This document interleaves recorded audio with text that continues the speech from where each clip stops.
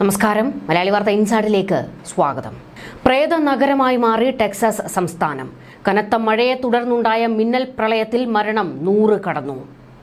രക്ഷാപ്രവർത്തനം അതീവ ദുഷ്കരമാകുകയാണ്. ടെക്സാസിന് മുകളിൽ വട്ടം ചുറ്റുന്ന ഹെലികോപ്റ്ററുകൾക്ക് നിലത്തേക്കിറങ്ങാൻ കഴിയാത്ത സ്ഥിതിയാണ് ഇപ്പോഴും ഉള്ളത്. ഞങ്ങൾ ഒലിച്ചു പോകുന്നു, രക്ഷിക്കണേ എന്ന ഒരു സ്ത്രീയുടെ അവസാന നിലവിളി അമേരിക്കയുടെ ചങ്ക് പിളർത്തുന്നു. കെർകൗണ്ടിയിൽ നിന്ന് മാത്രം 84 മൃതദേഹങ്ങളാണ് കണ്ടെടുത്തത്. മരിച്ചവരിൽ 28 പേർ പെൺകുട്ടികളാണ്. ഇനിയും മരണസംഖ്യ ഉയരുമെന്ന് ഉദ്യോഗസ്ഥർ അറിയിച്ചിരിക്കുന്നത്. അടുത്ത 48 മണിക്കൂറിനുള്ളിൽ മേഖലയിൽ കൂടുതൽ കൊടുങ്കാറ്റുകൾ ഉണ്ടാകുമെന്നും ഇത് രക്ഷാപ്രവർത്തനങ്ങൾക്ക് തടസ്സം സൃഷ്ടിക്കുമെന്നും ഉദ്യോഗസ്ഥർ വ്യക്തമാക്കി. സെൻട്രൽ ടെക്സാസിലെ വിവിധ ഇടങ്ങളിൽ രക്ഷാപ്രവർത്തനങ്ങൾ പുരോഗമിക്കുകയാണ്. വരും ദിവസങ്ങളിൽ സർവനാശം വിതയ്ക്കുന്ന മഴയ്ക്കും കാറ്റിനും സാധ്യത എന്ന മുന്നറിയിപ്പും വന്നതോടെ ജനം വിറങ്ങലിക്കുകയാണ്. പലരും വീടുകളിൽ നിന്ന് രക്ഷ തേടുകയാണ്. ടെക്സാസിലെ മിന്നൽ പ്രളയത്തിൽ 2 മിനിറ്റിനുള്ളിൽ അപ്രത്യക്ഷമായത് ലാനോ നദിക്ക് കുറുകെയുള്ള പാലമാണ്. അതിന്റെ വൈറൽ ദൃശ്യങ്ങൾ ഇപ്പോൾ സോഷ്യൽ മീഡിയയിലൊക്കെ പ്രചരിക്കുന്നുണ്ട്. സെൻട്രൽ ടെക്സാസിലെ ലാനോ നദിക്ക് കുറുകെയുള്ള പാലം നിമിഷങ്ങൾ കൊണ്ട് അപ്രത്യക്ഷമാകുന്ന ഒരു ടൈം ലാപ്സ് വീഡിയോ ദൃശ്യങ്ങൾ സമൂഹ മാധ്യമങ്ങളിൽ പ്രചരിക്കുമ്പോൾ ആ വീഡിയോ കാണുമ്പോൾ തന്നെ മനസ്സിലാകും ടെക്സസിലുണ്ടായ പ്രളയത്തിന്റെ ഭീതിപ്പെടുത്തുന്ന വശങ്ങൾ എത്രത്തോളമാണ് എന്നുള്ളത്.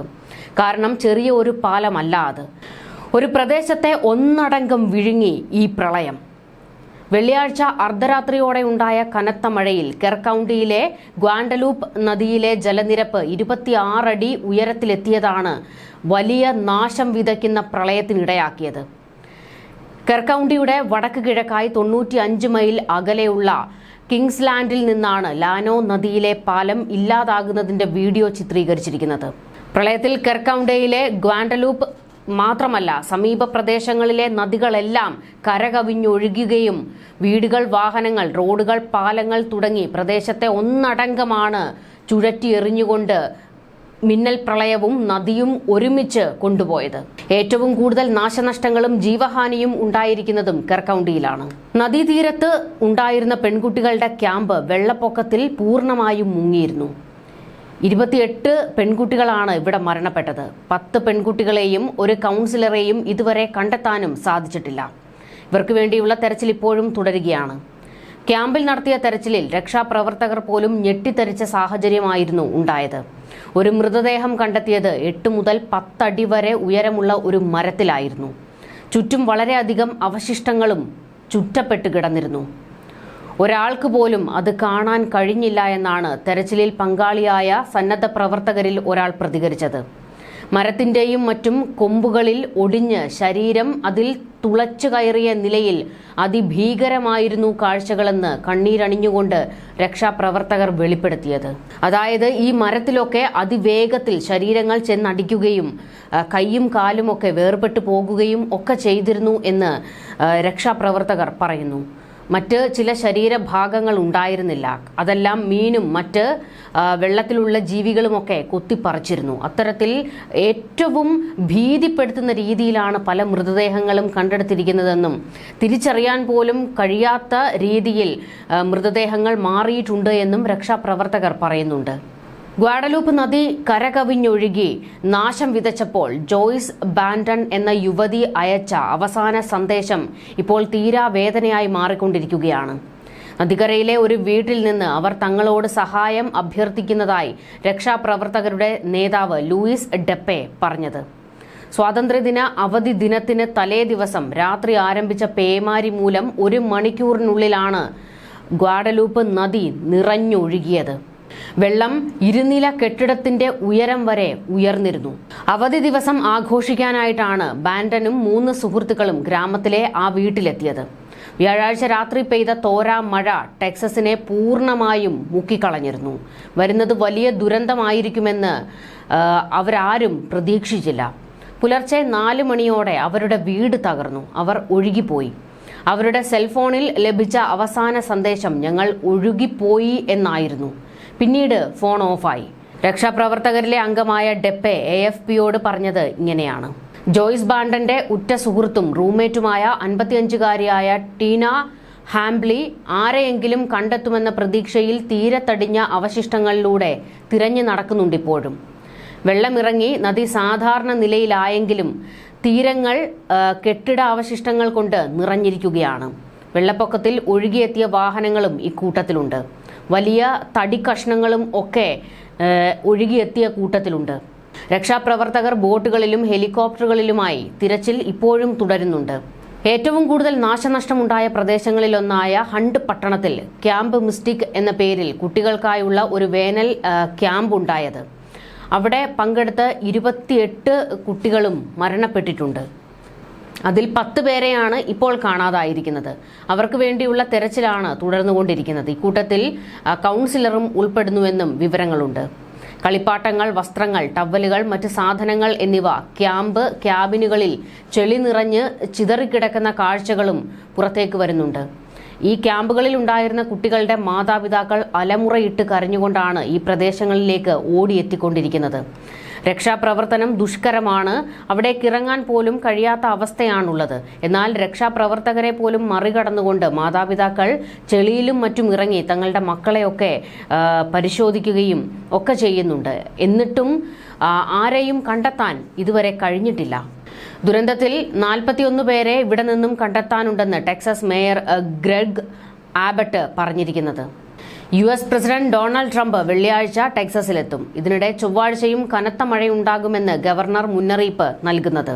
ടെക്സസിലെ വെള്ളപ്പൊക്കത്തെയും അതിനെ തുടർന്നുണ്ടായ മരണങ്ങളെയും US പ്രസിഡന്റ് ഡൊണാൾഡ് ട്രംപ് ഭയാനകമെന്നും ഞെട്ടിപ്പിക്കുന്നതാണ് എന്നുമാണ് വിശേഷിപ്പിച്ചത്. സാധ്യമായ എല്ലാ സഹായവും ഉറപ്പാക്കുമെന്ന് പറഞ്ഞ ട്രംപ് നാശനഷ്ടം കുറയ്ക്കാൻ ടെക്സസ് ഗവർണർ ഗ്രെഗ് അബോട്ടുമായി ചേർന്ന് പ്രവർത്തിക്കുകയാണെന്നും അറിയിച്ചിട്ടുണ്ട്. അസോസിയേറ്റഡ് പ്രസ് റിപ്പോർട്ട് ചെയ്തതനുസരിച്ച് വെള്ളിയാഴ്ച പുലർച്ചെയാണ് ഈ വെള്ളപ്പൊക്കമുണ്ടാകുന്നത്. നിരവധി താമസക്കാർ ഉറങ്ങിക്കിടക്കുമ്പോൾ അപ്രതീക്ഷിതമായി ജലം ഇരച്ചു കയറുകയാണ്. പുലർച്ചെ ആയതുകൊണ്ട് എല്ലാവരും ഉറക്കത്തിലായിരുന്നു. ഞെട്ടി ഉണർന്നപ്പോഴേക്കും എല്ലാവരും ദുരന്തത്തിൽപ്പെട്ടിരുന്നു.